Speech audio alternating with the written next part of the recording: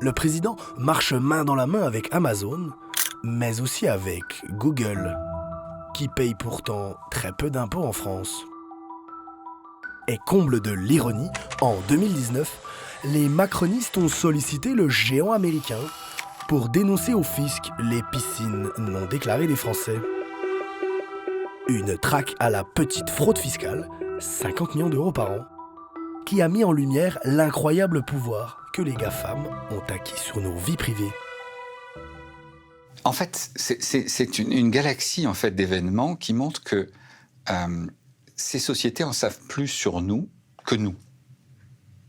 Pour vous donner une idée, par exemple, à partir des données issues des réseaux sociaux, sans même parler des images satellitaires, simplement des réseaux sociaux, on est capable de faire des profils qui contiennent, entendez bien, plusieurs dizaines de milliers de paramètres par individu. C'est pas, vous savez, comme les statistiques d'avant, âge, sexe, localisation, profession. On est dans l'hyper-intime sur les convictions, les orientations sexuelles, les convictions religieuses, philosophiques, politiques. On sait tout d'un individu. Et quand on sait tout d'un individu, on est capable d'agir sur lui comme jamais. Toute cette problématique, elle est là. Et donc, évidemment, que l'État soit parfois tenté d'étendre sa connaissance des individus via les données issues des réseaux sociaux ou des grandes plateformes comme Google, c'est évident. Une surveillance orwellienne mise en place main dans la main avec Capgemini. Depuis l'arrivée d'Emmanuel Macron à l'Élysée, ce cabinet de conseil accompagne l'État dans la numérisation des administrations. Son directeur de communication, Philippe Grandjean, a même cofondé En Marche, le parti présidentiel. Pour ceux qui ne me connaissent pas, je suis ce que certains appellent un marcheur de la première heure. En 2019, avec l'américain Microsoft, son cabinet de conseil va être associé à un projet de braquage inédit de nos données de santé les plus intimes. Nom de ce projet très controversé, le Health Data Hub. Le Health Data Hub a été imaginé pour recueillir les données de tous les patients pour mieux soigner chacun d'eux. Par exemple, les informations émises par les différents professionnels de santé de Nicolas et d'autres patients vont alimenter le Health Data Hub. Les données vont ainsi être traitées par les chercheurs en toute sécurité. Ils vont en toute sécurité ? Pas sûr. Car pour les géants de la tech, nos données de santé sont une véritable mine d'or. Il faut le rappeler, les données de santé des Français sont parmi le plus grand patrimoine de données au monde, structurées de manière identique sur l'ensemble du territoire. Ce qui n'est pas du tout le cas aux États-Unis, ce qui n'est pas du tout le cas dans la plupart des pays. On a des données qui sont d'une valeur infinie. D'ailleurs, il faut rappeler que sur le dark web, les données piratées ayant la plus haute valeur, ce sont les données médicales. Une préoccupation partagée par ce député de la majorité. Il pourrait être intéressant de récupérer ces données pour faire autre chose. Enfin, c'est une mine d'or aujourd'hui pour les sociétés pharmaceutiques. Et puis, il peut y avoir un intérêt géostratégique, c'est qu'à un moment ou à un autre, nos alliés américains, qui ne sont pas forcément toujours nos amis, aimeraient bien avoir une information sur comment ça se passe en France, quel est notre niveau de santé, comment ça fonctionne, parce que ça, plus d'autres informations, ça donne une idée de la stabilité, de la force, du mode de fonctionnement de la France, qui reste quand même un pays important en Europe et sur lequel il est toujours bon d'avoir un œil. Parmi les entreprises qui souhaitent garder un œil sur nos données de santé, le géant informatique américain Microsoft et ses 200 milliards de dollars de chiffre d'affaires. Invité par Emmanuel Macron en 2019 à Paris, son patron Satya Nadella reconnaissait que la donnée est une source d'opportunités considérable. En décembre 2019, les macronistes et Capgemini offrent à Microsoft l'hébergement du Health Data Hub. Et donc, les données médicales de 67 millions de Français. Pour Cédric O, alors secrétaire d'État chargé du numérique, seule la firme fondée par Bill Gates était capable d'héberger nos données de santé.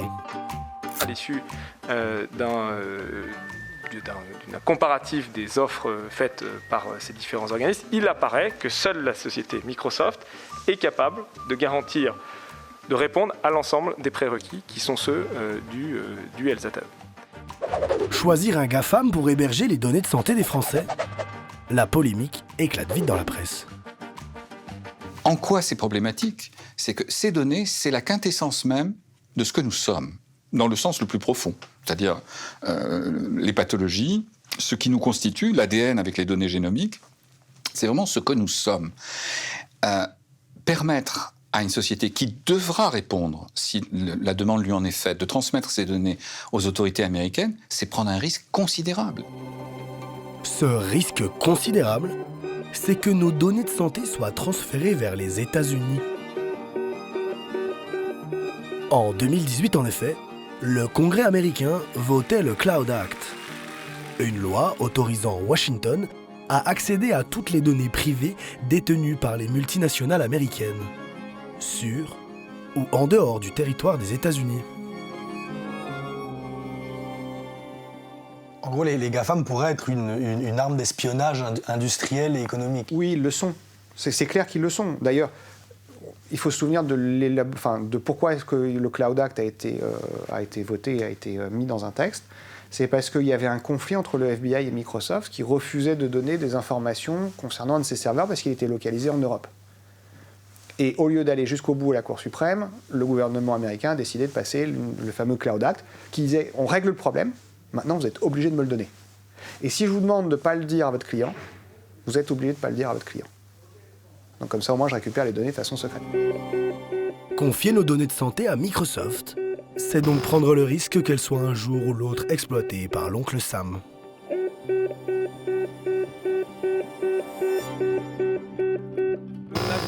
Mais pour les macronistes, notre souveraineté devait être sacrifiée sous prétexte de recherche médicale. Que sur l'infrastructure américaine. Dès lors, il y avait un choix cornélien, qui était de savoir, est-ce qu'on mettait en avant d'abord l'efficacité sanitaire, avec un certain nombre de garanties, et je vous le dis, je ne crois pas qu'il y ait de fuite de données. Mais j'aurais préféré avoir un industriel européen, ne serait-ce que pour tirer l'industrie européenne. Mettons d'abord l'efficacité sanitaire ou la question de la souveraineté avec une moindre efficacité sanitaire.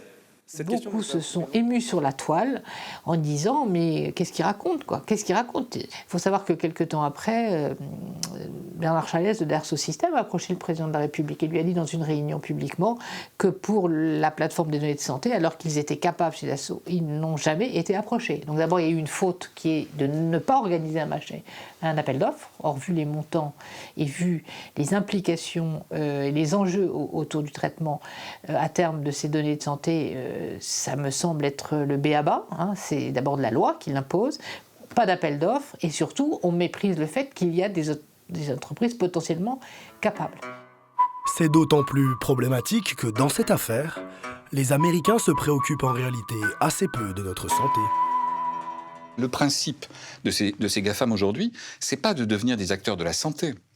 C'est pas leur intérêt. Leur intérêt, c'est de devenir des acteurs de la prévention et de l'assurance. Ce qui veut dire en clair, remettre en cause notre assurance telle qu'elle existe, c'est-à-dire notre modèle de protection sociale, au profit d'une vision de capitalisation, d'hyper-individualisation du risque, c'est-à-dire en clair, à l'opposé de ce qui constitue depuis la Seconde Guerre notre modèle social, notre sacro-sainte sécurité sociale. Et ça, c'est un danger politique, ce n'est pas qu'un danger technique ou industriel, c'est vraiment une remise en cause des fondamentaux je dirais, du contrat social français tel qu'il a été plus ou moins adopté après la Seconde Guerre.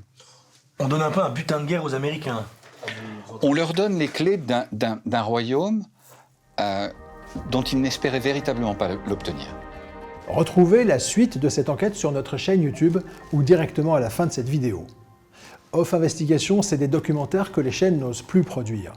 Grâce à vous, notre liberté éditoriale est totale. Vos dons nous permettent d'enquêter et de révéler en vidéo à des millions d'internautes les coulisses d'un monde qui dérive trop souvent à l'abri des regards. Aidez-nous à déverrouiller l'information, faites un don.